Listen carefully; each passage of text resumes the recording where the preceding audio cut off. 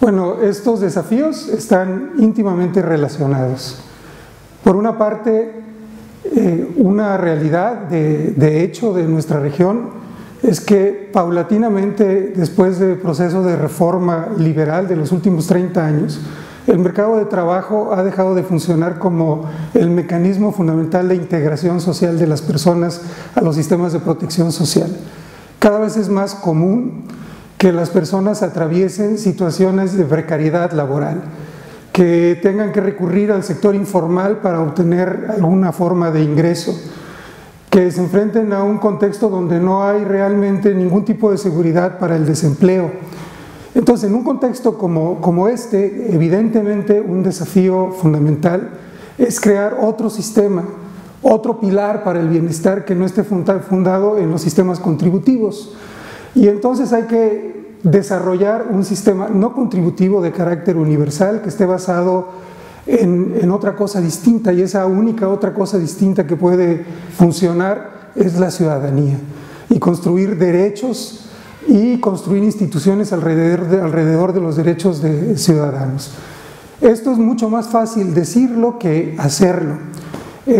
Yo diría que paulatinamente se ha ido produciendo en América Latina un cambio en la perspectiva de cómo enfrentar los problemas de protección de las personas. Durante muchos años el enfoque fundamental ha sido un enfoque centrado exclusivamente en la pobreza y en la vulnerabilidad, y se han desarrollado programas muy interesantes que tienen esta perspectiva, digamos, no contributiva, como las transferencias monetarias condicionadas,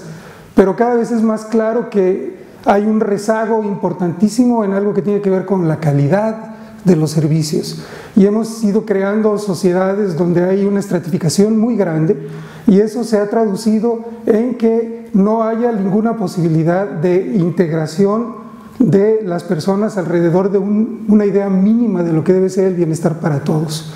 Entonces, digamos que el dilema es cómo financiar este tipo de sistemas, cómo lograr que no sean minimalistas, sino que garanticen derechos. Y entonces de ahí surge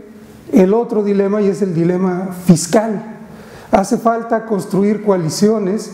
para lograr sustentar este tipo de sistemas de los que estoy hablando, y eso no va a ser fácil si seguimos teniendo un enfoque que solamente privilegia la atención a los pobres, porque los sectores medios jamás se van a sentir inmiscuidos con ese proceso. Entonces, si no miramos al tema de la calidad, no vamos a lograr nunca que los sectores populares y las clases medias se acerquen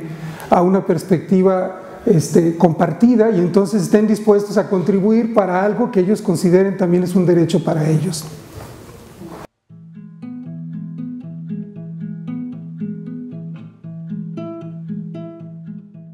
Bueno, yo creo que sí, bueno, hay una cuestión muy elemental, es que en México se han desarrollado programas que tienen un ADN, digamos, nacional. Es decir, el Estado-Nación ha sido fundamental para desarrollar tanto el programa Oportunidades, que responde a esta lógica de las transferencias monetarias condicionadas de las que hablaba hace un rato, como por ejemplo el sistema del Seguro Popular, que plantea justamente un mecanismo alternativo para darle protección en materia de salud como un derecho para sectores que no podrían tener acceso a un sistema por contribuciones, porque este sistema de salud del que estoy hablando está fundado básicamente en financiamiento público. Otro ejemplo interesante es que en mi país, concretamente en la Ciudad de México, que es enorme, se ha desarrollado un sistema universal para pensiones de adultos mayores. ¿Qué es lo que habría que resaltar ahí? Habría que resaltar que, contra lo que se suele pensar, no hace falta que haya gobiernos progresistas, porque en México en los últimos años no los hemos tenido, para acercarse al universalismo, porque el universalismo en realidad es producto de dilemas sociales que enfrentamos a nivel regional. Ahora, algo que también habría que aprender del caso mexicano es que hay una enorme confusión entre lo que significa universalismo y cobertura universal. Creo que programas como los que estoy mencionando básicamente se acercan al ideal de cobertura amplia,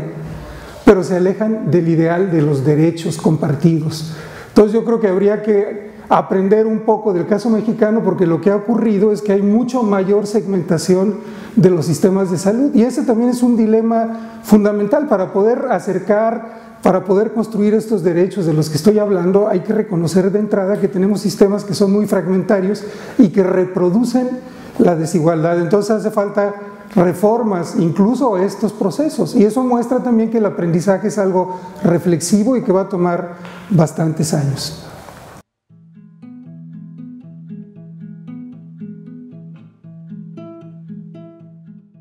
Bueno, en el primer caso yo creo que la respuesta es relativamente sencilla, porque el caso de distintos modelos de universalismo basados en derechos existen en la Unión Europea. Hay una historia, digamos, de larga duración que nos puede mostrar cómo se fueron construyendo estrategias diversas para construir eso que nosotros nos planteamos ahora, y que eventualmente cristalizó en Europa en la Constitución de Estados de Bienestar. Nosotros digamos que uno de nuestros objetivos de largo alcance sería realmente construir estados de bienestar que funcionen genuinamente como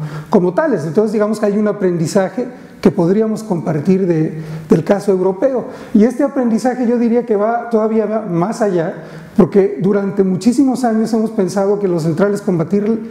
reducir o gestionar la pobreza en nuestros países,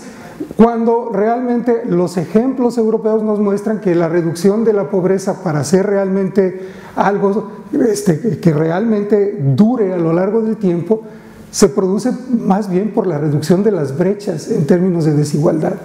El ejemplo europeo nos muestra que la desigualdad es el tema central, y ese debería de ser el tema central en nuestros países. Y yo diría que esto es algo que hemos ido aprendiendo, porque si uno ve algunas de las cosas que ha producido CEPAL en los últimos años, vemos básicamente que hay esta perspectiva de cambiar de una especie de minimalismo amplio a construir sistemas universales, aunque sean básicos para todos, basados en derechos. La otra pregunta yo diría que tal vez es un poquito difícil de contestar si lo que queremos es mostrar buenas prácticas nuestras que podrían orientar soluciones a problemas que ahora enfrenta Europa. Digamos que algo que nos hermana en este momento es que ellos están atravesando una crisis por la que nosotros hemos pasado varias veces. Y digamos que ver nuestras prácticas en estas crisis podría ayudar a los europeos a entender qué es lo que hay que hacer y qué es lo que no hay que hacer. Yo diría que hay una enseñanza desgraciadamente negativa de cómo hemos manejado las crisis nosotros, que muestra que si no hay un sistema de protección y no hay una intervención decidida, si no hay mecanismos contracíclicos, los costos sociales de estos procesos duran mucho más que la desatención que se produce. Toma décadas a veces recuperar los niveles a los que habíamos estado antes. Entonces pienso que esa podría ser una enseñanza que nosotros podríamos compartir, si hay buenas prácticas, es una mala práctica. En realidad creo que estoy exagerando un poco, pero creo que ilustra un poquito la situación en la que estamos.